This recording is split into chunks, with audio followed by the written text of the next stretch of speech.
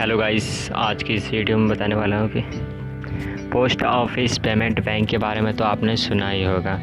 उसी की एप्लीकेशन एक है ippb मोबाइल बैंकिंग, जिसके बारे में आज मैं वीडियो बना रहा हूँ। तो चलिए दोस्तों, वीडियो को स्टार्ट करते हैं और बताते हैं इसमें रजिस्ट्रेशन कैसे करें। तो चलिए वीडियो को स्टार्ट करते हैं। सबसे पहले आपको प्ले स्टोर में जाना है।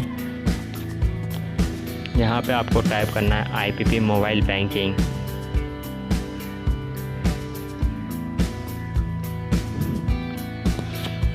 आपको इतना सर्च करके यहाँ पे ippb मोबाइल बैंकिंग आ जाएगा, इसे इंस्टॉल करना है।